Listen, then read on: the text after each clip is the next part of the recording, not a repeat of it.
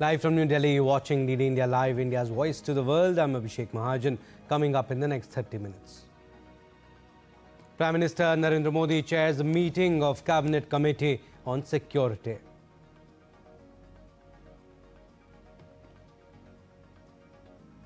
Prime Minister Modi speaks with Israeli Prime Minister Benjamin Netanyahu. India reiterates need for an early cessation of hostilities. PM also speaks with President of UAE.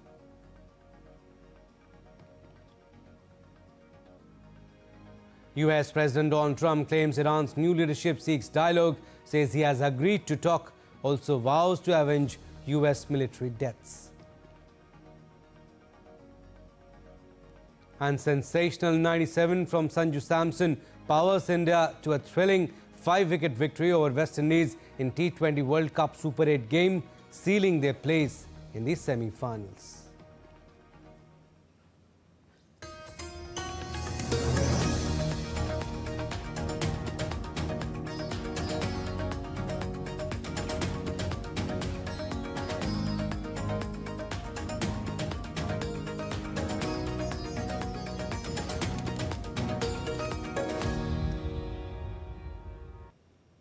Prime Minister Narendra Modi late Sunday held Cabinet Committee on Security at his residence in the wake of West Asia tensions.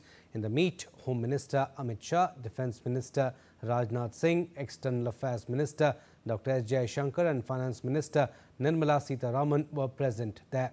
Chief of Defence Staff of the Indian Armed Forces, General Anil Chauhan, was also present in the meeting.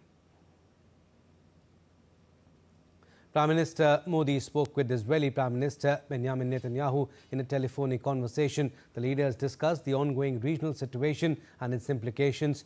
During the call, PM Modi conveyed India's concerns regarding the recent developments in the region, underscoring the safety and security of civilians as a top priority.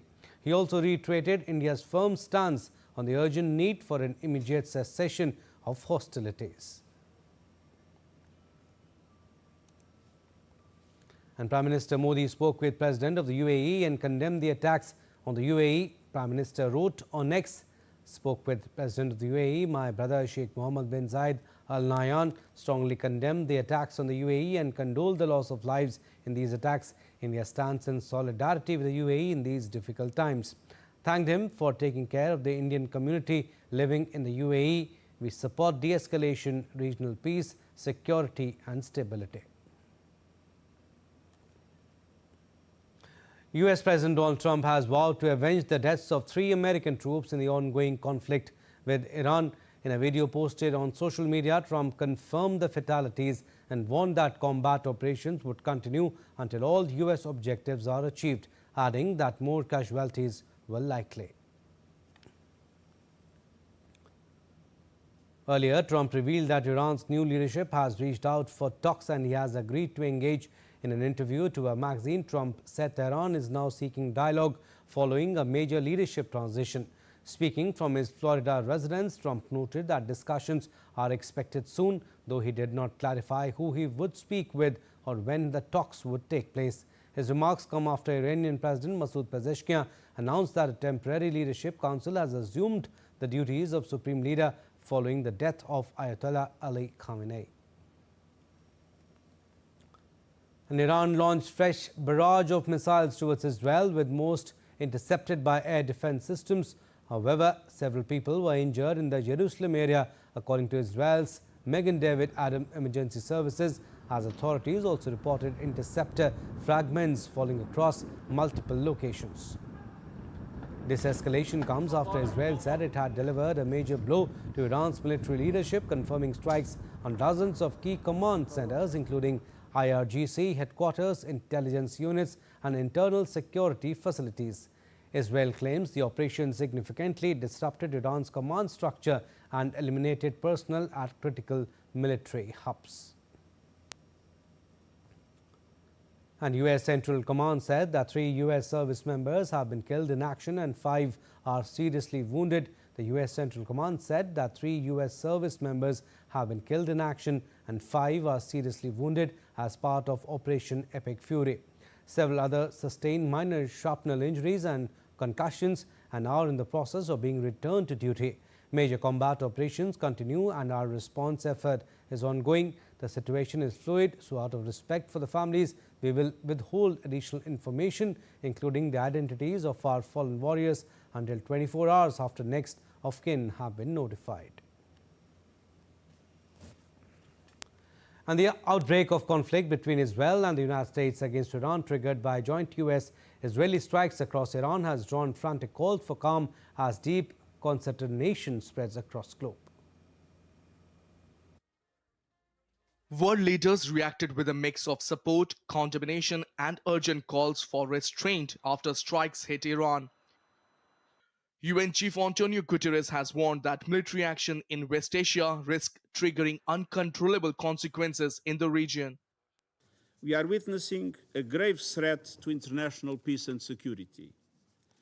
Military action carries the risk of igniting a chain of events that no one can control in the most volatile region of the world.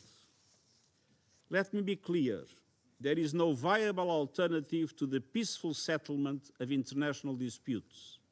Canadian Prime Minister Mark Carney underscored his support for US efforts to prevent Iran from obtaining a nuclear weapon, but noted that Ottawa was not involved with the military planning.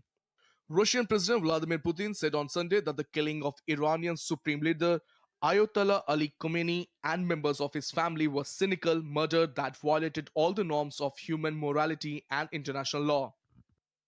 North Korea's foreign ministry spokesperson said in a statement that Israeli attack on Iran and US military operations were illegal aggression and a violation of a national sovereignty. China's Wang Yi said that Beijing's position is immediate cessation of military action and that China's positions are returned to dialogue and negotiations. European Union chief said that there is a renewed hope for the people of Iran, and at the same time the moment carries a real risk of instability that could push the region into a spiral of violence. The bloc added that they are engaging closely with all key actors as well as regional partners to safeguard stability and security and to protect civilian lives. Britain's Defense Secretary John Healey on Sunday declined to explicitly back strikes by the United States and Israel on Iran, saying it was for the US to set out the legal basis of the action it took. French President Emmanuel Macron said that the outbreak of a war between the United States, Israel, and Iran has serious consequences for international peace and security. I think we're in a really precarious state. I've been thinking that for several years, but particularly since the new president came in the United States, and I think this is an incredibly dangerous situation for the entire world. And it's been done without any legality. Pope Leo XIV called for an end to the spiral of violence. He appealed to the parties involved to assume the moral responsibility, adding that stability and peace are not built through mutual threats or through weapons, but only through reasonable, genuine, and responsible dialogue. With agency inputs, Tripti Tripathi report, DD India. And Brent crude jumped 10% to about $80 a barrel over the counter on Sunday, while analysts predicted that prices could climb as high as $100 after US and Israeli strikes on Iran plunged the Middle East into a new conflict. Most tanker owners, oil majors, and trading houses have suspended crude oil, fuel, and liquefied natural gas shipments via the Strait of Hormuz after Tehran warned ships against moving through the waterway. More than 20% of global oil is moved through the Strait of Hormuz. The OPEC Plus group of oil producers agreed on Sunday to raise output by 206,000 barrels per day from April. And global air travel is facing its biggest disruption since the pandemic, as escalating conflict between Iran, US, and Israel shuts down key Middle East airspace. Major hubs including Dubai International Airport have been hit, triggering thousands of delays and cancellations worldwide. The ripple effect has spread across Europe and Asia, stranding passengers and forcing airlines to reroute long-haul flights. Global air travel faced its biggest disruption since the COVID-19 pandemic on Sunday, as escalating conflict between Iran, United States, and Israel forced widespread airspace closures across West Asia. Major transit hubs, including Dubai International Airport the world's busiest for international passengers, along with airports in Doha, Abu Dhabi and Kuwait, were shut or severely restricted after Iranian retaliatory strikes. The airspace over Iran, Iraq, Israel, Syria, Kuwait, Qatar, Bahrain and the United Arab Emirates was fully or partially closed. Flight tracking services reported more than 6,700 delays and 1,900 cancellations worldwide by 10:00 GMT Sunday. Gulf carriers Emirates, Etihad Airways and Qatar Airways suspended large portions of their schedules, while airlines including Air France, British Airways, Lufthansa, Air India and Delta Airlines cancelled or rerouted flights. The ripple effect spread beyond the region, stranding passengers across Asia and Europe and disrupting key Europe-Asia transit routes. I have a flight to Dubai and it was basically cancelled now. On the way here, everything actually looked all set for me to be able to fly, but it's been suspended until noon tomorrow. I'm going there for work, so it's going to be a bit complicated. In India, the crisis triggered widespread cancellations at major airports. In view of airspace restrictions, a total of 350 flights operated by Indian domestic carriers were cancelled on Sunday. At the Indira Gandhi International Airport in Delhi, at least 100 international flights, 60 departures and 40 arrivals were cancelled. Officials warned of further disruption to westbound services. In Punjab, Sri Guru Ram Das Ji International Airport reported 10 international cancellations, including services operated by Air India Express, SpiceJet and Indigo. At Mumbai's Chhatrapati Shivaji Maharaj International Airport, display boards showed multiple cancellations, with stranded passengers also reported in Jaipur, Telangana and Chennai. Bureau Report, DD India. In view of the current situation in the region, India's Ministry of External Affairs has issued multiple advisories to its citizens staying in the Middle East. Indian nationals in Oman are requested to remain vigilant and observe locally advised safety and emergency procedures. For any query, Indian nationals in Oman may contact the embassy at the toll-free number, which is 800-71234, or on WhatsApp 98282270.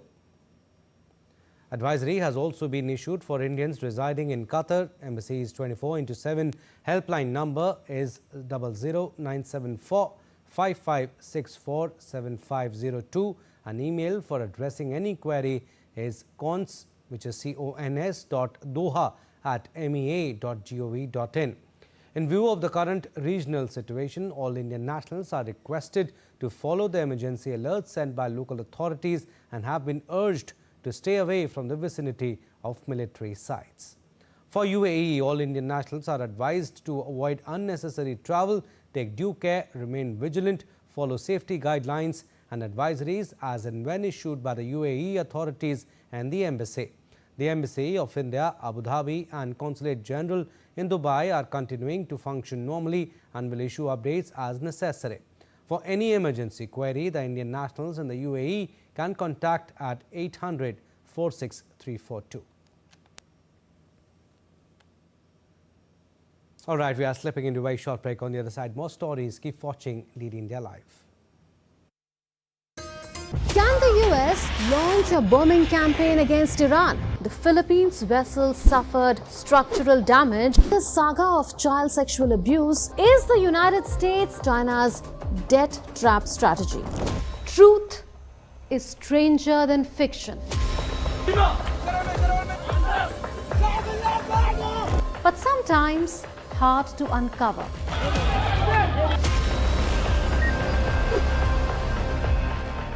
Trust us to tell the truth, unadulterated and pure, of every story that matters to you.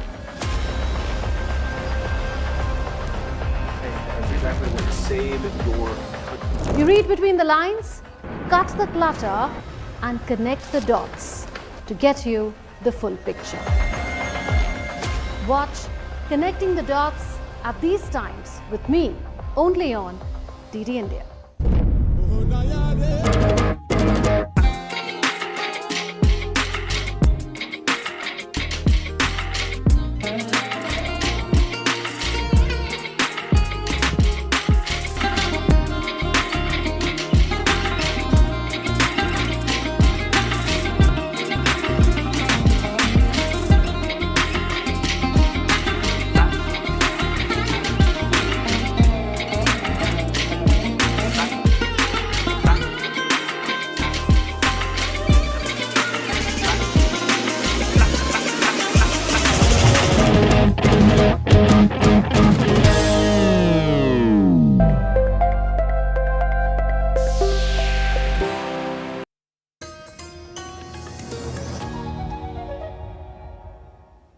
Welcome back. You're watching DD India Live. I'm Abhishek Mahajan. Some more stories. Canadian Prime Minister Mark Carney reached New Delhi on Sunday after a productive Mumbai leg. He was accorded a ceremonial static guard reception at the airport and was received by Minister of State for Commerce and Industry and for Electronics and IT, Jitin Prasad. On Monday, Canadian PM will hold talks with Prime Minister Narendra Modi.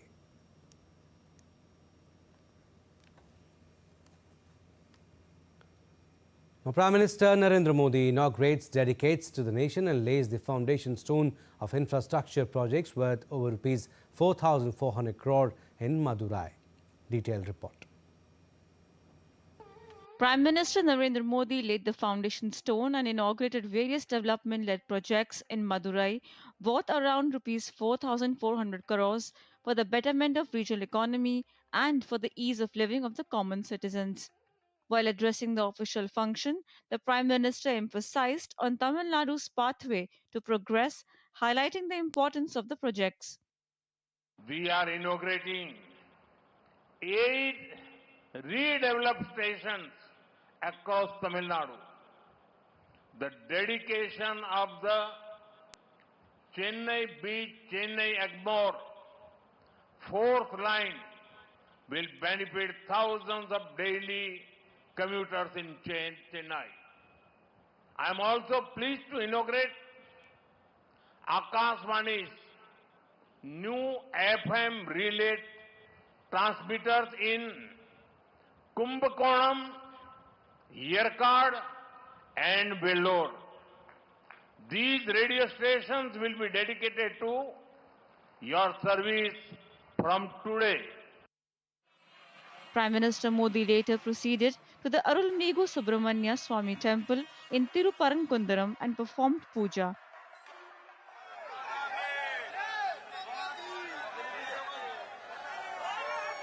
With a development-led focus, Prime Minister Narendra Modi not only gave a gift of superior infrastructure to Tamil Nadu, but has also ensured ease of living and better economic opportunities to the people of the state through key inaugurations. Deepika Mehta's report for DD India. And Prime Minister Narendra Modi, who arrived to a rousing reception in Puducherry on Sunday, dedicated development projects worth over Rs 2,700 crore aimed at strengthening infrastructure, urban services, industrial development, education, healthcare and sustainable growth in Puducherry. Addressing the gathering, Prime Minister Modi said across India there is a great emphasis on building top quality infrastructure. There is a great emphasis on building top quality infrastructure.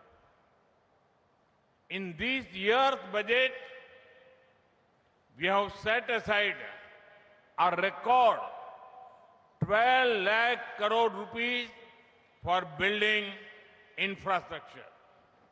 This will also benefit the people of Puducherry. We included Puducherry under the special assistance to states for capital investment scheme, which used to be open only for states. More funding for infrastructure means better roads, water supply, coastal infrastructure, schools, hospitals, and many such projects. These facilities directly make the lives of the people better. Prime Minister addressed the 350th Shahidi Samagam of Sri Guru Tegh Bahadur Ji in Navi Mumbai on Sunday. PM highlighted initiatives for the Sikh community and social unity. PM stressed that spirit of standing with courage and truth is as relevant today as it was in the time of Sri Guru Tegh Bahadur Sahib Ji. Hind दी चादर श्री गुरु तेग बहादुर साहब जी के 350वें शहीदी पर्व पर उनका पुण्य स्मरण कर रहे हैं। संगत का ये अद्भुत आयोजन हमें भरोसा दे रहा है कि हमारे गुरुओं और संतों का आशीर्वाद हमारे साथ है। साथियों, ये समागम एक निरंतर चलने वाला यज्ञ रहा है।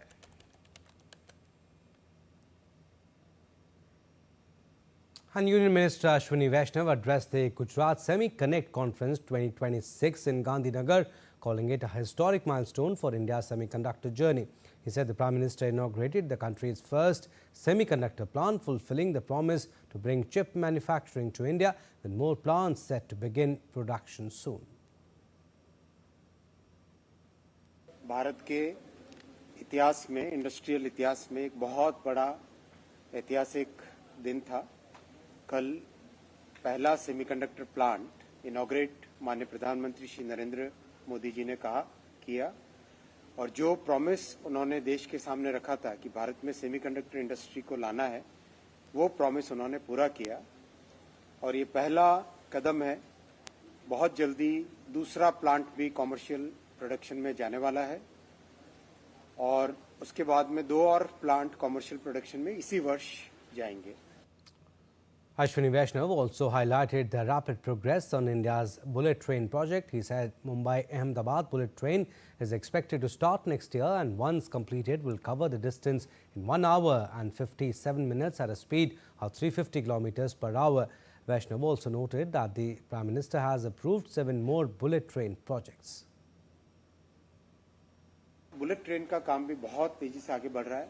अगले साल बुलेट ट्रेन चालू करेंगे और जो जब कंप्लीट हो जाएगी मुंबई से अहमदाबाद 1 घंटे 57 मिनट के अंदर अंदर जर्नी होगी।